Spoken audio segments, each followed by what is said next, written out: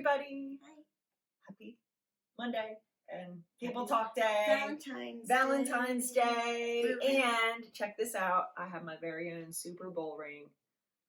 Pretty awesome. From a cupcake from our common meal yesterday. Thanks, Becca. You're welcome. Anyway, yeah. So champions. I'm going Eagles all the way next year. That's my thought and prayer. So anyway, so we had an eventful weekend. Lots of great stuff going on in the church, and I know with the Super Bowl and common meal. Valentine's Day, common meal. We had football games and bingo, even though I didn't know like half the teams that were on there. Did they change their names? They did. Why? Why did they change their names? I don't know. And then there's like Washington Commanders. I thought they were just the Washington team. They were the Washington football team, but they just named them. I don't know whose choice that was, but that's a topic for another day, another discussion. Another discussion. So they're starting over. They are starting over. Good segue. New identity. Yes, exactly. So so we're continuing the Start Dreaming Again series. It's been kind of a long one, but I think people have liked it as far as I know. We have a couple more weeks left, and we'll wrap up Joseph's story and then get into Lent.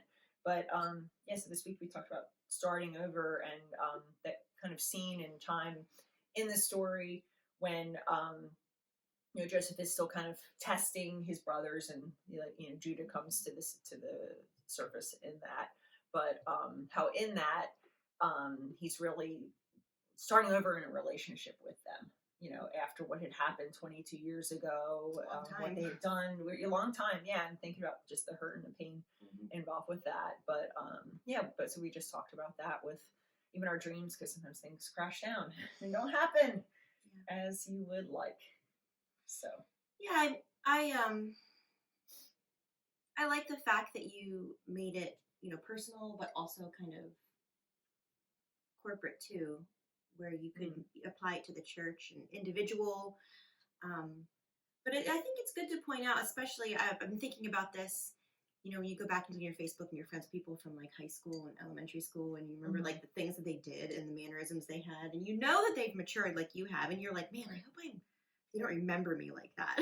Yeah. Personally, I hope they don't. And that's what sticks out in their brains. Extend some grace to them, because you remember them a certain way, and they're probably totally different people. Different people now. We do. We grow. So you start over and you change in your life, and so I was just thinking about that. And there's friends from high school and college that I remember, and I'm sure they're completely different now, and I'm different than I was. Mm-hmm. So it's just not even if you made a mistake, it's just who you were, and you're like, man, I was so annoying back then. Mm-hmm. You're like, I hope that I extend that kind of grace to somebody else when I remember them as a terrible way. They're probably a lot nicer now. Or they could be mean, I don't know. But but just that transformation that we talked about, even with like looking in the story with Judah going from being this jerk-faced brother that tells his brother he's so contrite. And then even just what like his story and kind of what he went through, and then you see this just change where he says, hey, take me instead of my other brother. Like, what happened? Like, there's a change in heart. And they were afraid of Joseph. And he had also matured and changed a lot in those 22 years. Exactly. And it's been this flip. Yeah. But I think that's what like enables like a good start. Like when you're starting over in that relationship, rekindling something that maybe was lost before. But it takes courage to do that, and humility. Like to admit, to say, I was a jerk when I was, however many years ago. I blew it. Like he says, like I sinned. Like I've done wrong. Yeah. Even in that context. So, and I don't know about you, but like I find that being like a very hard thing to do naturally. But I think it takes practice. That's something that I've learned, is that the more that you do that, the more that you admit, hey, you know what? I blew it. Hey, you know what? Yeah, I was a jerk. I shouldn't have done that. The more like you get into that rhythm, the less you own it, the less painful it is. And I think it does let you see more clearly, and it strips away that emotional defensiveness. It also comes with being like mature and having emotional intelligence. Like you learn. That's why, we respect our elders, because they've gone through so much.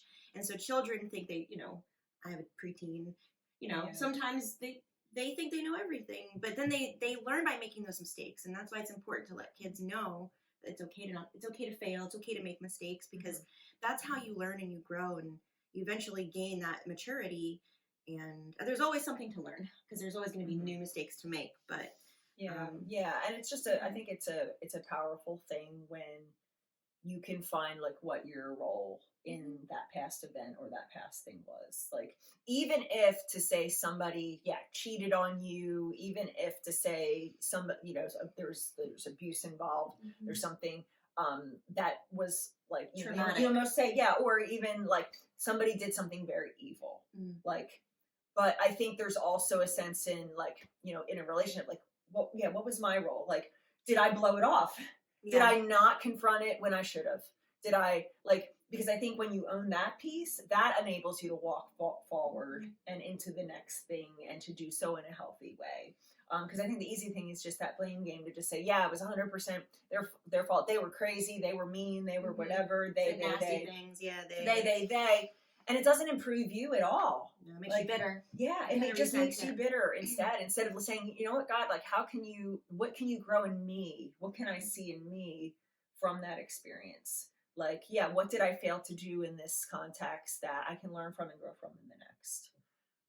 But I think it's hard, and we talked about confession Yeah. in that too, about confessing that when we own it, and saying it to God. But I think it's also important. I think it's harder to somebody else, Yeah. to say, hey, You definitely all wronged each other at one point in our lives. yeah, So. yeah. But there's a freedom I think that comes with that. That just And then it shapes your identity, like you said, own it and then claim who you are. yeah, yeah. You know. And if you don't claim who you are, somebody else will claim it for you, or some or like Which they the still might do. culture or But context. yeah. Yeah, Mm-hmm. they will. But somebody else Yeah. will fill in the gaps and tell you who you are or who they want you to be. And yeah, so I think just that sense of like identity, and I think even us as a church, right? Like corporately, like we claim our identity, we claim what we are, and it doesn't have to be everything to everybody, Mm-hmm. but I think that enables us to make decisions on what we do and what we don't do, how we respond, when we claim like, this is our core. And I know part of our core, here at Table Life Church, is that radical hospitality Right. piece, and that's like our part of our DNA. Yeah. And so Sure. we're always going to be acting out of that, but we have to realize that and recognize that, not just like the church down the street that is doing X, Y, and Z, or hey, somebody comes and says, oh, my old church back in wherever they did this. Like, we have to put it through that filter. But who are we? Yeah. Who has God shaped us Live and it. called us to be as this body in this time and place? Yeah. Absolutely. Yeah. Yeah, it's difficult. It's not easy. I'm just looking at some of your questions to see if we can touch some of them. Oh, for sure. Um, There's a lot of good stuff. Yeah, I like the part where you said, how often do you wish things were like they were in the past? Do you tend to focus on the highlights or the difficult parts? How would you answer that? Me, I guess maybe it depends on the situation, but I try to be a little bit more positive. So I try to be like, oh, well, they might have said that, but maybe they're just having a bad day, or something of that. Sure. Yeah, I try to move on. I try to name it and then just move on. I don't like to dwell on things and perseverate on things that are bad and happening. But it's also important to not gloss over things and face it, because if someone's going through a hard time, they don't want to say, oh, well, you're going through this hard time, but don't worry, someday you'll get over it. They want you to be there for them in that moment and say, or just be honest and say, I don't know what to say, but I'm here for you, Right. So it's really important to not be so, positive that you're not owning that, and acknowledging and not owning that identity of what's going on. But it's also not good to be, have that victim mentality, as you called it. Yeah. Either. So. And I think that goes back to like the idea of like living in the past as opposed to learning from the past. Yeah, that's true. Like, we should learn. There are scars that come with it, but to live there, I think, is where we get that's a danger, because that stunts. And it doesn't have to be traumatic things. It just could be the way of doing things. Like, it could be a longing for what was. A pattern of behavior. And a lot of times it's rose colored, right? Yeah. It's like we always view the past. It's like, she was so wonderful. Yeah, memory can be reconstructive sometimes. Yeah, right. I think you look back on something and kind of like the glory days. I think memory can be reconstructive, and you remember it how it was, and it was a good place in your life, so you make it. But there's always someone who has a different perspective, Hmm. Right. or times have changed. Things might be different now, and there's a new way of doing what used to be, but it's Hmm. could be different. So Yeah. Yeah. And that's where, like, I wanted the point to come across, like, the whole idea of Egypt, right? hmm In the story, Egypt was the place to avoid. You were sent there if you were going to yeah, be a slave, whatever. And now it's flipped. hmm Egypt becomes the place of provision, of God's provision. right, And it's kind of like where we are. Like, we would say, like, okay, well, here we are in this time and place that 50 years ago everybody went to church, like there was a Christian mentality everywhere. People read the Sunday Bible. school, church, Sunday school, Sunday night, right? Wednesday night, night, yeah, like, everything, yeah, people yeah. did all that kind of stuff. And now people, oh, they're heathens, nobody does They it only watch anymore. online in their pajamas. Right, and that's not real church. Yeah. And there's all this, so there's a sense. But what if, like, that Egypt, what if this is the place of God's provision?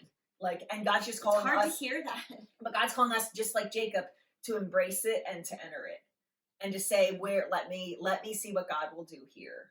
And I think that's where, like, us as a community, like, being responsive to that, to saying we can't live in the past, like, Right. and yeah, there's nothing wrong with what was done and the ministry that was conducted, and in that time and place when everybody went to church, when there was, like, it made sense for those things to take place. Absolutely. But what about and they were now? great things. Right. Yeah, and Yeah. let's celebrate that. Yeah. But what about now? Like, Mhm. in this Egypt, let's enter into Egypt with that sense and those eyes to say, wow, this is a place that God has uniquely designed us and placed us for. Yeah. Because this spoiler alert, like, this is what eventually gets the people of Israel in Egypt, where they Slavery. flourish, and then becomes Moses who leads them out to the promised land. Like, hadn't all this kind of been orchestrated and happened? Yeah, I know, right? Like, yeah, that whole story Yeah. would not have taken place. So, but you continue to see God's hand over and over and over in it. But it's just that obedience, I think, to embracing where we are without the longing to go back to what was. Yeah, and we can flourish if we, follow these things. We may be starting over, and in many ways, a lot of churches are starting over right now because it's post-COVID and all that stuff. So Yeah. we have a little bit of a gift, even though it was terrible, to kind of do our own thing. Yeah, and just try to figure things out Mhm. along the way. But I think I think it's an opportunity. Yeah. That like, we can embrace and celebrate and see what happens. And I think that's where grace comes in too. Yeah. And just to go back to, and that's why we celebrate the table. Like, just a Yeah. reminder, like, we need grace in this. Nobody's perfect. No, like, even when we're starting over, yeah, like, we're not going to do things perfectly. We're going to make mistakes. There's going to be some failures. Some things won't work. Right. Yeah. Right. Yeah. It's going to be hard to own things. It's going to be like, there's going to be another identity that somebody wants you to, like, there's just going to be these things that come up against us. But having grace, like, I think for ourselves, like, God's like, chill, guys, like, just, like, relax a little bit, and accepting that grace. I think that's what's most powerful, because you could get into the habit too of beating yourself up over and over and over again, because it's not all meant to lie on our shoulders. Right. It's not on my shoulders. It's not on yours, to make that happen. So, but I think the good news is God's a God of starting over. Absolutely. Yeah. Through scripture, through history, through our lives. For sure. It's all part of it. So what's on deck for next week? Any hints? Yeah, so next week we're going to talk, or this week, or whatever week it is. They all come no together. Anymore. I know. Yeah, we're gonna do some imagining and some dreaming into the future. So we're getting towards the end of the story, where, of course, the family and Jacob, they all move to Egypt, and they're with Joseph and everything, and then Jacob is ready to pass away, and so we're going to talk a lot about legacy. And especially for people that might consider themselves in the fourth quarter of life, kind of that football metaphor, that sometimes, like, that idea of, like, dreaming or new dream, that's kind of like, well, I'm already at this point, like, what does that have to do with me, type thing. And this is not where I imagined it to be. And yeah, this is now not. What do I do? And yeah, exactly. How do I engage? Yeah. Exactly. And just that idea of passing on new dreams. And we're going to talk about part of that as a church as well. Some of the things that we want to be known for. Right. So anyways, Cool. that's what's coming. Exciting. Yeah, cool. Well, thanks, Becca. Thanks Thank you for for having chatting me. today, Thank you. and good to have you here. And it's been a while. We've had some special guests. I know. Very Table exciting. talk. So we'll get some more in the coming weeks too, which is always exciting. So you guys have a great week, and we'll see you Sunday at 11. Bye. Bye.